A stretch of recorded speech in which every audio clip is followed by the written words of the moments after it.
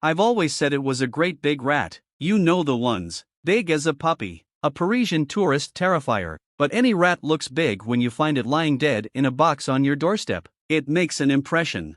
I picked up the block of perspex from my desk and leaned back in my creaking leather chair.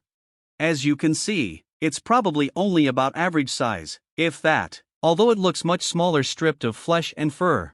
The shearing jaws were set in a perfect pincer, the thin spine and the ribs so fine, they wouldn't have looked out of place lying on greasy newspaper with batter scraps and a smear of tomato sauce. The tail trailed through the transparent block, doubling the length of the skeleton and, I had always suspected, the price of the preservation. And of course, you found out who sent it to you. Oh yes.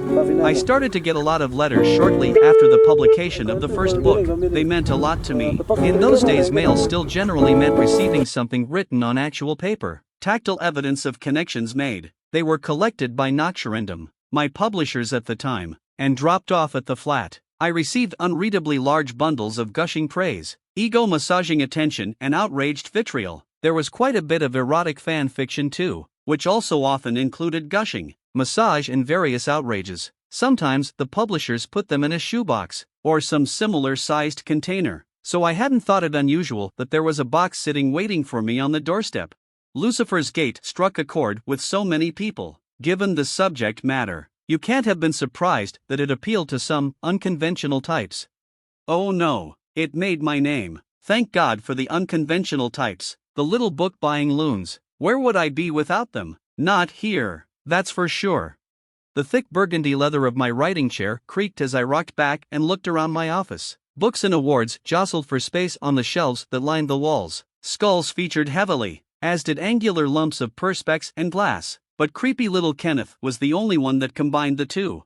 To be honest, I nearly soiled myself when I looked inside the box. The weight of it felt odd, but it looked a bit like something you might put a cake in. I opened it on the kitchen table, anticipating nothing more horrifying than impending cake-fueled self-loathing. When I lifted the lid, I shrieked like a BG. I ran to the bathroom with an urgency known only to a man who owns a single pair of jeans, and no washing machine. And look at you now. Yes, a washing machine, and a house with room to put one, has since been purchased, as has an auxiliary pair of jeans you'll be glad to hear. So, as you prepare for the release of the 25th anniversary edition of Lucifer's Gate, is there anything you'd like to say to the person who left you the rat? Thank you, for the publicity, for the love, however oddly expressed. The fright was good for me too, always good to remember the feeling you're trying to conjure. After the success of Gate, there were loads of interview requests. My rat anecdote got rolled out a good few times. It spread like the plague. Well-meaning fans seemed to think it was an invitation to deliver cadaverous creatures to the publisher's office. So, I am actually thankful, but not so much for the copycats, or the copyrats. I spun in the chair and looked at the screen on my desk. The cursor blinked at the top of an empty page. A few more things turned up at the flat. I suppose I shouldn't grumble. I got the idea for Wind in the Gallows when I found a badger in a bag for life. But then, when the donkey turned up, the only thing it inspired me to do was move house. You weren't tempted to keep any of the other presents then? No, I suspect that most of the deliveries were made by misguided fans, but I never warmed to the idea of returning home to find a stiffened squirrel protruding from the letterbox. I would have needed to keep a taxidermist on retainer to deal with the amount I was sent. This place would have looked like the Natural History Museum. I had to get the RSPCA involved in the end. I donated a portion of the profits from Lucifer's swarm to them. We appealed to all of the fans to stop doing it, and thankfully they did. Mostly, the bandwagon stopped rolling before it ran over any more innocent critters. My agent still occasionally gets a hamster in a jiffy bag, but the advent of social media seems to have given the fans a less, visceral mode of self-expression. Anyway, none of them had the impact of that first one. I looked back at the long cuboid of perspex suspending the skeleton. She had laughed when I told her I had named it Kenneth.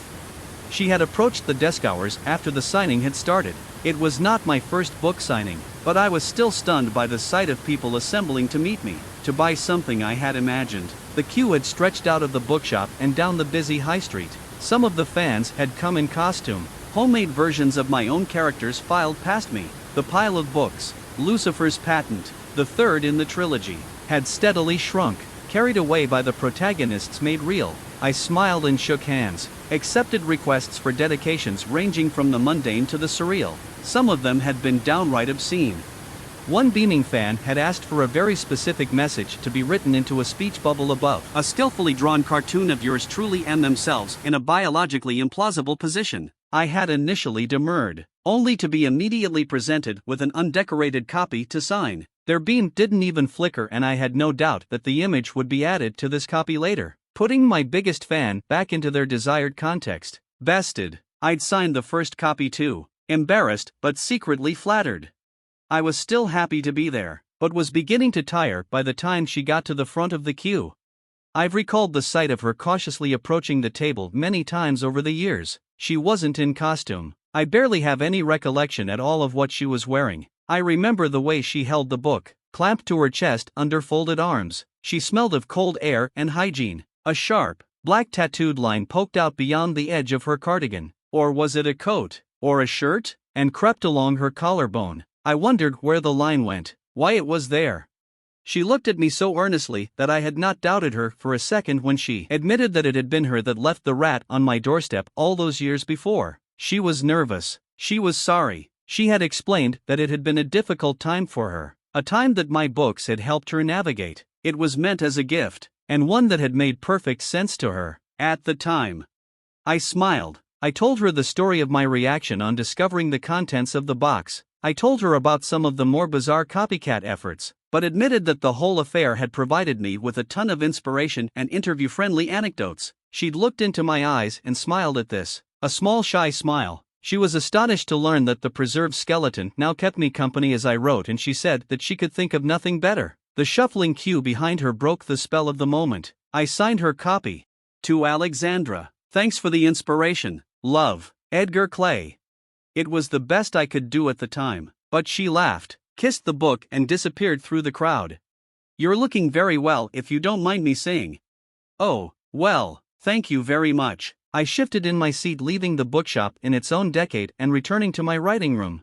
The money from the film rights has funded a much-needed personal trainer. I should write a character based on him. He's a demon who was summoned by an ancient rite involving the consumption of pies. He turns up and inflicts pain and expects me to pay for the privilege. He tortures me by looking better than I will ever look, but forcing me to keep straining to emulate his own unachievable levels of vascularity. It's more nightmarish than anything I've come up with before. He was here yesterday. I'm stiffer than Kenneth.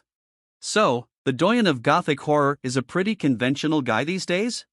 I always was. I found the things I wrote horrifying. How could I do it if I didn't? How did I know they were scary? Because they scared the shit out of me. This thing still gives me the creeps. I picked up a sheaf of papers and dropped them over an indignant Kenneth. I'm the only person in the world who doesn't suit black. I don't drink red wine from a skull. The most horrifying thing I do is eat peanut butter straight from the jar. I keep jam in the fridge, just to be on the safe side. I have a favorite burner on the hob. I still unplug the television at night because a fireman told me it was a good idea when I was at primary school.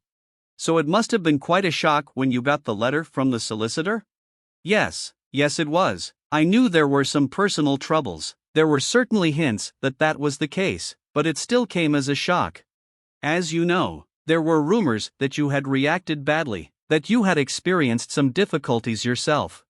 Oh, I can understand perfectly how the rumor of my illness got about. I have even heard on good authority that I had gone quite mad. The report of my insanity was an exaggeration. To butcher twain, I'd been under a huge amount of stress for a considerable time, trying to finish the last book in the series, and no sooner was it out there than the letter arrived. It was a testing time, but no, don't worry. The jam's still in the fridge. Quite a thing though, for a person to leave you their own dead body in their will. Yes, it certainly was. Quite a thing. Something of an escalation from a rat in a cake box. Up until then the only thing I'd ever been bequeathed was a great-uncle's collection of culturally insensitive figurines. There were obviously legal issues to be dealt with. About the body. Not the figurines, they weren't that bad, but he was a man of his time.